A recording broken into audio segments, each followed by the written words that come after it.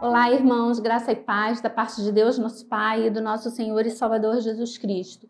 Estamos hoje aqui encerrando o capítulo 13 da carta de Paulo aos Romanos. E desde já eu convido os irmãos a estarem abrindo suas Bíblias. No capítulo 13 de Romanos, nós vamos ler os versículos de 11 a 14. O dia está próximo. Paulo diz o seguinte àqueles irmãos: e digo isto a vós outros que conheceis o tempo. Já é hora de vos despertardes do sono, porque a nossa salvação está agora mais perto do que quando no princípio cremos. Vai alto a noite e vem chegando o dia. Deixemos, pois, as obras das trevas e revistamo-nos das armas da luz. Andemos dignamente como em pleno dia, não em orgias e bebedices, não em impudicícias e dissoluções, não em contendas e ciúmes, mas revestivos do Senhor Jesus Cristo e nada disponhais para a carne no tocante às suas concupiscências. Vamos orar então, irmãos, pedindo a Deus a direção desse estudo. Amado Deus, eterno Pai, graças te damos, Senhor, por podermos meditar na Tua palavra. Pedimos, Senhor, que o Espírito Santo nos revele a verdade contida nela, que Ele fale aos nossos corações, Senhor, que Ele nos mostre e nos dê o pleno entendimento da Tua palavra. Senhor, se não for por meio do Espírito Santo, nós não teremos, Senhor, um conhecimento pleno, um entendimento, ó Pai, real daquilo que significa, ó Pai, a Tua palavra contida nesses versos. Nós te pedimos desde já a Tua direção. Fala aos nossos corações e que através, ó Pai, desse entendimento possa haver mudança de vida, Senhor. Nós possamos mudar o nosso comportamento, mudar o nosso hábito, ó Pai, e que principalmente nesse estudo de hoje nós possamos ser despertados, ó Pai, para o tempo em que estamos vivendo. O tempo, Senhor, bem próximo da Tua volta, que a Tua igreja seja despertada, Senhor, para falar, para pregar o Teu nome, para, ó Pai, ser luz no mundo e sal da terra. Tenha misericórdia, ó Pai, de todos nós, que possamos, Senhor, realmente atender ao Teu chamado, ó Pai, atender a razão pela qual estamos aqui na terra, nesse tempo, ó Pai. Em nome de Jesus, amém. Irmãos, para a gente começar o estudo de hoje, eu gostaria de estar lembrando a vocês uma coisa que às vezes nós não conseguimos assim atentar em toda a plenitude do que realmente aconteceu. A gente sabe que os judeus, eles rejeitaram a vinda do Messias. E eu devo confessar para os irmãos que muitas das vezes eu fico me perguntando, não é, se nós estamos prontos para entender a volta de Cristo, se nós, enquanto igreja, estamos preparados realmente para entender, ou se, à semelhança daqueles judeus, nós também negaríamos Jesus. No passado, eu sei, não é, já falei isso em vários estudos, não é, lendo um livro do Philip Yancey, O Jesus que eu nunca conheci. Quando eu li aquele livro, eu lembro que li esse livro no ano de 2000, eu tive aquela consciência assim, bem forte de que se eu vivesse na época em que Jesus veio ao mundo, eu não teria reconhecido Jesus como meu Salvador. Porque é muito fácil a gente pegar a Bíblia e a gente entender que Jesus era Jesus, que o filho da Maria era Jesus, o Messias enviado por Deus. Outra coisa é nós estarmos vivendo a época dos acontecimentos e entendermos que ali estava a revelação do Deus vivo, né? A imagem visível do Deus invisível. Por que era tão difícil para aquelas pessoas entenderem que Jesus era o Messias enviado de Deus? Porque elas tinham um Messias que havia sido criado em suas mentes. Elas esperavam um rei, elas esperavam um Messias político, alguém que fosse vir e que fosse resolver a questão de Israel junto às nações, alguém que viesse com poder e com autoridade, e que a semelhança de Alexandre e a semelhança de tantos outros imperadores que existiam na época, fosse governar o mundo inteiro de então e levar a Israel novamente ali a um status de primeiro mundo, de primeiro país, não é o país mais importante do mundo, e tirar Israel daquela situação de escravidão que eles vinham vivendo há tanto tempo. Era essa a expectativa do Messias, era essa a expectativa, era essa a imagem, era isso que o povo esperava. Então eles não entenderam, irmãos. Quando chegou Jesus, filho de Maria, a gente não costuma parar para pensar na situação ali moral de Maria e de José. A gente lê e é como se estivéssemos lendo um romance, uma historinha, e a gente pensa que tudo era mar de rosa, que tudo foi assim tranquilo. A gente não consegue entender, por exemplo, que quando José vai para Belém, ele carrega Maria nas vésperas dela ganhar bebê, muito provavelmente por causa do preconceito que ela sofria na aldeia onde ela vivia. A gente não consegue entender que Maria, muitas das vezes, ao passar pela rua, muitas das vezes foi cuspida. Porque ela engravidou antes de casar com José. E muitos não entendiam e não toleravam essa história de que Maria estava grávida e que o fruto que seria por ela gerado seria o Messias. Afinal, ela era aquela menina que nasceu e que foi criada junto com a minha filha. Ela fazia arte junto com a minha filha, ela cozinhava junto com a minha filha. Ela admirava os garotos junto com a minha filha. E como é que agora ela diz que está grávida e que está grávida do Messias, do Salvador? Aquele que a gente imagina que vai vir reinando, que vai vir poderoso, que vai vir para governar. Então, como que ele pode nascer numa aldeia? Como é que ele pode ser filho de um carpinteiro? Entenderam, irmãos? Todas essas questões faziam com que os judeus não conseguissem ver Jesus como Messias enviado, como aquele que realmente foi enviado por Deus para salvar as nações. A primeira vinda de Jesus, segundo os profetas,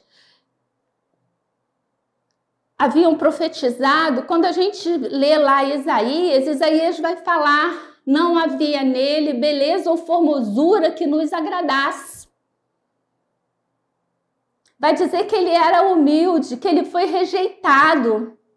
Mas é interessante que, apesar das pessoas lerem, apesar das pessoas terem esse texto de cor, elas não conseguiam trazer o texto para a realidade. Por quê? Porque elas liam o texto, mas a mente delas havia criado uma ilusão e elas não conseguiam entender que aquilo que elas esperavam era ilusório e que o que estava escrito estava ali sendo personificado na pessoa de Jesus. Ele estava ali vivendo tudo aquilo que o profeta havia profetizado tantos anos antes.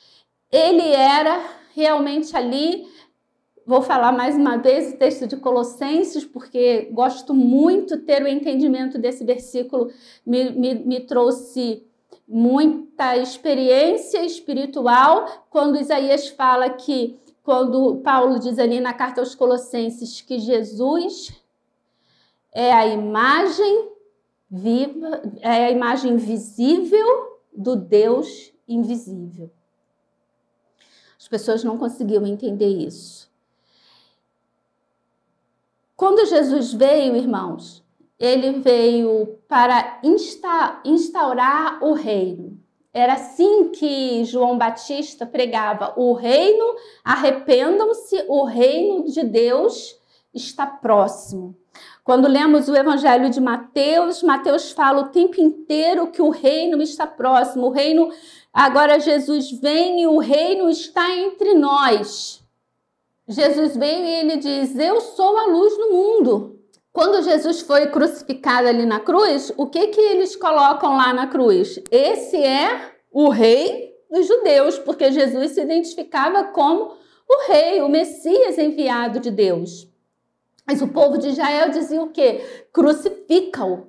Crucifica-o, porque achavam que ele era uma aberração e que ele não aceitavam ele como Messias. Por quê? Que Messias é esse? Que rei é esse que está sendo crucificado?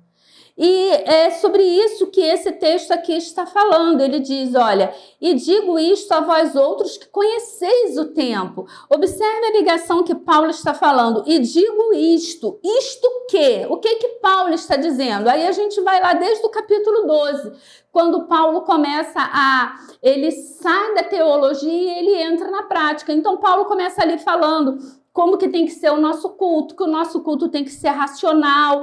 Paulo vai falar ali sobre os dons, o uso dos dons espirituais. Paulo vai falar sobre as virtudes. Ele vai dizer que nós não devemos ser hipócritas, que nós devemos detestar o mal e nos apegarmos ao bem. Paulo vai dizer que nós devemos amar cordialmente uns aos outros com amor fraterno, preferindo-vos, não é? Em honra uns aos outros, ou seja, eu dar oportunidade, mesmo que eu seja prejudicada em algum momento, em alguma coisa, em alguma porção, mas eu preferi o outro do que a mim mesmo.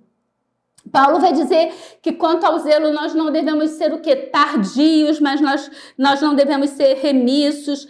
Paulo vai falar que nós devemos nos alegrar com os que se alegram e chorar com os que choram. Depois, no capítulo 13, Paulo entra falando que nós devemos nos submeter às autoridades, vai falar da nossa relação com o Estado. Depois ele vai falar que nós não devemos ficar devendo nada a ninguém, que não seja o quê? O amor.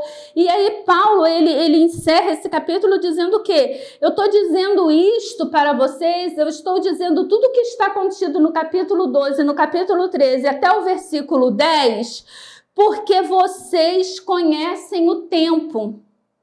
A que tempo que Paulo está se referindo? O tempo, o dia de hoje? Não, o tempo, irmãos, o tempo em que se dá o cumprimento das profecias de Deus. Esse é o tempo que Paulo está falando. Então, Paulo está dizendo, olha, vocês conhecem o tempo. E é por isso que eu estou falando todas essas coisas para vocês, para que vocês tenham atenção às coisas que estão acontecendo. E ele vai falar, é hora de vos despertardes do sono, porque a nossa salvação está agora mais perto do que quando no princípio cremos. Agora observe, Paulo está falando isso à igreja em Roma há 2000 anos atrás. E se Paulo dizia que o tempo estava agora mais próximo do que quando eles haviam crido, imagine agora. Nós estamos, irmãos, mais próximos da vinda de Cristo do que quando Paulo escreveu isso.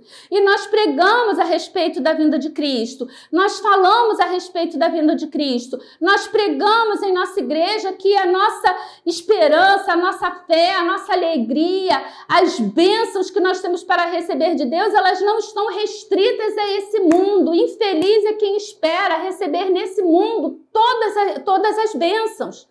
Não, no mundo teremos aflição, mas Jesus diz o quê? Tem de bom ânimo. Por quê? Porque eu venci o mundo. Mas o que nós esperamos, irmãos? Qual é a imagem que nós fazemos de Cristo? Qual é a imagem que nós fazemos de Deus? O que nós queremos de Deus? A bênção para esse tempo, a bênção para esse momento. Então, ser abençoada é ter um carro novo, ser abençoada é ter saúde, ser abençoada é não ter pego Covid, ser abençoado é ter bênçãos materiais, é ter um filho inteligente, é ter um filho trabalhador, é ter um marido honesto. São esses os pontos que nós queremos. Então, se o meu marido não é honesto, se o meu filho não é inteligente, se eu não tenho um carro novo, se eu estou desempregado, eu sou o quê? Eu não sou o abençoado. Nós não, a semelhança do povo de Israel, nós não conseguimos entender que o reino, ele se inicia sim aqui na terra. O reino está entre nós. O reino está entre nós. Quando Jesus veio, começou o tempo do fim. Começou ali a contagem regressiva. As minhas bênçãos não estão contidas aqui no plano deste mundo. É óbvio que eu sou sim abençoada. Deus nos concede bênçãos, Deus atende às nossas orações, mas eu não posso contar com as coisas deste mundo, porque aqui no mundo, irmãos, assim como o orvalho, como o sereno cai sobre todos nós, bons e maus, ímpios e cristãos, assim também acontecem as coisas do mundo, as doenças, as tragédias, as dificuldades, ela vai acontecer, ela vai cair sobre todos nós. Eu não posso olhar para uma pessoa ímpia que foi acometida de uma dificuldade e dizer é porque é ímpio. Porque aí como que eu vou justificar aquele servo fiel que também é acometido de uma desgraça? Esse pensamento, esse entendimento, ele tem que estar em nossas mentes.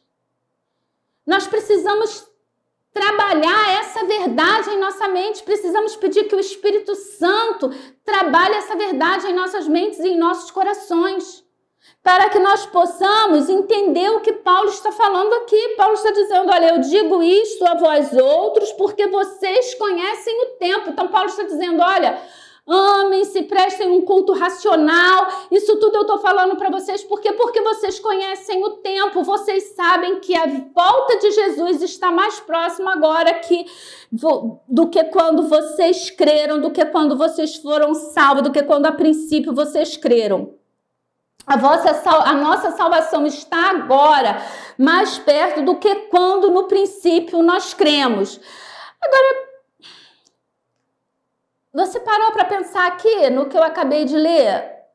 Observe e veja se você vai ter ali o mesmo pensamento que eu. E digo isto a vós outros que conheceis o tempo. Então ele está falando à igreja de Roma que conhece o tempo. Já é hora de vos despertardes o sono, ou seja, sai dessa letargia. O papel da igreja aqui na terra é pregar o evangelho. E a igreja tem feito muita coisa, irmãos, mas não tem priorizado a pregação do evangelho. E aí ele continua, porque a nossa salvação está agora mais perto do que quando no princípio cremos. Ué, irmã, ele não está falando para pessoas salvas, ele não está falando para a igreja em Roma. Aplicando isso para a minha vida, eu não sou uma pessoa salva. E aí a gente precisa entender o que, irmãos? O processo em que se dá a salvação. Nós já falamos sobre isso várias vezes aqui na carta aos Romanos, mas vale a pena a gente dar uma olhada. Quais são os atos da salvação, irmãos? Primeiro, esses irmãos aqui, eles não eram salvos, irmãos? Eles ainda podiam cair ali, serem condenados ao inferno? Não, eles já eram salvos. Por quê? Qual é o primeiro passo da salvação? No processo da salvação. O primeiro ato no processo da salvação é o quê? A justificação. Quando eu me reconheço como um pecador e eu digo, Jesus, eu preciso de ti. O que a Bíblia fala? Que nós somos justificados. Falei muito sobre isso. O ato da justificação é um ato externo, porque é Jesus quem nos justifica. Eu sou um injusto sendo justificado por um justo, porque ele levou sobre si as minhas iniquidades. Ele pagou na cruz o meu pecado. Todo o meu pecado, toda a minha injustiça, todo o erro que eu cometi, cometo e cometerei. Jesus levou sobre si na cruz do Calvário. Então, quando Jesus morreu, eu aceito Jesus como meu Salvador, então eu sou justificado. A justificação é um ato único. Eu não estou sendo justificada, não. Eu sou justificado. Jesus, todo escrito de culpa é aniquilado. No momento em que eu aceito a Cristo como meu único e suficiente Salvador, eu tomo posse dessa promessa de que todo escrito de culpa contra a minha vida é aniquilado, é apagado. No momento em que eu aceito Jesus Cristo como meu único e suficiente Salvador. Mas, porém, todavia, contudo, o que acontece comigo? Eu ainda não cometo pecado? Eu ainda cometo pecado. Infelizmente, eu ainda cometo pecado. Por quê? A Bíblia diz o quê? Que o inimigo, ele ronda os lugares celestiais, bramando como um leão, buscando quem ele possa tragar. Então, irmãos, o que acontece? Eu já estou salvo, mas existe ainda o processo da santificação e existe o ato da glorificação. Então, eu fui justificado. Agora, durante a minha vida aqui na terra, eu vou ser o quê? Santificada. O ato de santificação, diferente do ato da justificação, que é um ato externo, é Jesus quem me justifica, o ato da santificação é uma busca constante. Eu preciso ser despertado do sono, eu preciso ser despertado da apatia e buscar a santificação. E como que eu busco a santificação? Através da comunhão, através da leitura, através da oração, através da busca incessante pelo meu crescimento espiritual, para que eu possa alcançar o quê? A estatura do varão perfeito, para que eu possa o quê? Amar o meu próximo como fui amado. Outro dia eu estava numa conversa, agora eu nem lembro com quem, e a pessoa estava me explicando a tradução, né, exata desse versículo. Então, nós falamos que amar o meu próximo como a mim mesmo, mas que no original da língua grega não existe isso, a palavra ou o significado do amor próprio, para eles não existe. Então, isso foi uma composição da tradução, mas que na verdade o texto diz: amar o próximo como sou amada. Eu achei isso tão lindo. Ou seja, eu tenho que amar o meu próximo como Cristo me amou. Ele me amou, ele se doou, e isso eu só consigo, irmãos, através de um processo de santificação. Eu confesso para os irmãos, eu tenho muito que crescer nesse sentido. Às vezes eu tô lá, tô subindo de 2 em 2 degraus, de repente eu levo um tombo, eu caio de vez uns 10 degraus para baixo. E eu preciso sacudir a poeira, engolir o meu orgulho próprio, pedir perdão a Deus e começar novamente a minha caminhada. Isso é uma busca constante, incessante. Esse é o processo da santificação, que, diferente da justificação, é um processo que deve ser contínuo, apesar da gente muitas das vezes dar umas paradas aí nesse processo. A justificação é um ato único. A santificação é um processo que deve ser contínuo. E a glorificação é quando? É quando ressurgirmos. Então nós seremos com um corpo incorruptível, onde o pecado já não tem mais domínio. Então, no processo, no início da salvação, eu fui salva da culpa do pecado. Então, eu já não morro eternamente. Eu sou salva, mas eu preciso, não para ser salva, eu já fui salva, mas dentro desse processo eu ainda trabalho a santificação, que é a busca da estatura do varão perfeito, para poder chegar na glorificação, né? E o último ato, para chegar não, são 3 atos indistintos, são 3 atos distintos. Justificação, santificação e glorificação. A glorificação, eu terei um corpo incorruptível, aonde, diferente do processo do ato da justificação, onde o pecado ainda tem domínio sobre mim, na glorificação o pecado não terá domínio sobre mim. Então isso é até uma coisa que às vezes você pode ler em livros de teologia, que é o já e o ainda não. Nós vivemos o já e o ainda não. O já, eu já sou salvo, mas ainda não sou o quê? Glorificado, ainda não tenho um corpo glorificado. Então, quando Paulo fala aqui, é tempo de vos despertardes do sono, porque a nossa salvação está agora mais perto do que quando a princípio cremos.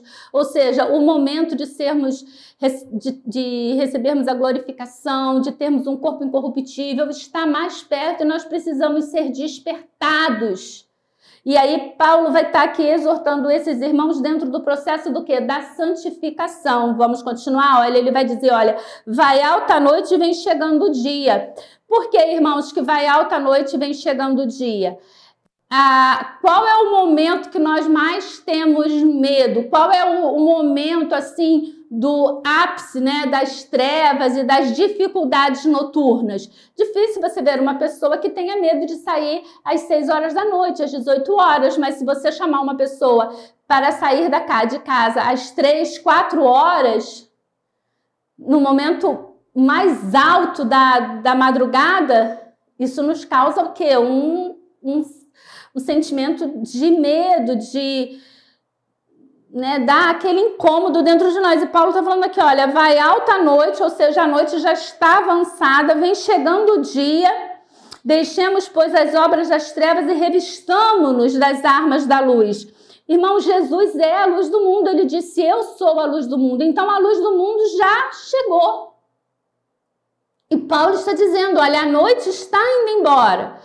As trevas, a escuridão, o domínio de Satanás, né, sobre os homens, sobre o coração dos homens e que nos incentiva a pecar, isso já está acabando e já está chegando o dia. E ele diz, olha, deixemos as obras das trevas. Então deixe, irmãos, o mundo e as suas concupiscências e se revista das armas da luz. Revista-se do espiritual, revista-se de Deus. E ele vai dizer aqui, andemos dignamente como em pleno dia. Eu preciso andar, irmãos, hoje aqui como em pleno dia. E hoje nós vivemos assim dias, porque quando eu era criança, nós fazíamos as coisas e assim, existiam coisas que até ficavam em oculto e a gente aprendia que na volta do Senhor as coisas que foram feitas em oculto virão, né, à tona, todos saberão. E eu confesso aos irmãos que eu tinha muito medo. Eu tinha medo, assim, quando eu fazia lá as minhas artes, as minhas coisas, eu ficava pensando, nossa, mas todo mundo um dia vai saber que eu fiz todas essas coisas. Só que agora, irmãos, nós vivemos num tempo, na era da internet, em que você pensa que ninguém está vendo. Né? Tem gente aí que pega, vai na rua, dá um chute num cachorro, pensa que ninguém viu. E daqui a pouco ele se vê assim, viralizado na internet e vê a sua vida virada de cabeça para baixo por causa de um ato lá, cretino, não é que ele cometeu, mas ele cometeu pensando que ninguém ia ver. Porque quando é para o povo ver, ele é bonzinho e até faz carinho na cabeça dos animais. E isso eu estou dando um exemplo porque eu não quero entrar em outras questões. Mas como, né, já temos vivido e entendido que as coisas realmente não ficam em oculto. E Paulo está dizendo aqui, olha, andem dignamente como que em pleno dia. Não andem em orgias, bebedices, não em impudicícias e dissoluções, não em contendas, e ciúmes. Ou seja, viva dignamente como um servo do Senhor Jesus Cristo. Infelizmente, irmãos, esse exemplo de servos fiéis, cada dia tem sido mais difícil. Cada dia temos vivido experiências aí de vexames e vindo à tona coisas que realmente nos deixam muito entristecidos. Mas ao invés de nós ficarmos comentando, irmãos, nós precisamos olhar, examine-se o homem a si mesmo e mudar o nosso comportamento. Mais do que ficar preocupado com o comportamento alheio, eu preciso me preocupar com o meu comportamento. E Paulo vai dizer, revesti-vos do Senhor Jesus Cristo e nada disponhais para a carne no tocante às suas concupiscências. Ou seja, revista-se de Cristo. Ele esteve aqui no mundo e ele venceu o mundo e as concupiscências do mundo. Porque outra coisa também que eu acho que a gente não para pensar é que Jesus esteve aqui na terra e ele esteve como homem. E como homem, em tudo ele foi tentado, em tudo ele foi provado, mas em nada ele caiu. E nós precisamos nos revestir de Jesus Cristo para minimizar, irmãos, as obras da carne e as concupiscências ao máximo dentro do nosso corpo. Eu peço a Deus que realmente continue falando e reverberando essas palavras em nossos corações, para que nós possamos viver, irmãos, de forma digna, de forma honesta, buscando de fato, não é, nos revestirmos do Senhor Jesus Cristo. Que o Espírito Santo possa continuar falando aos nossos corações. Amém.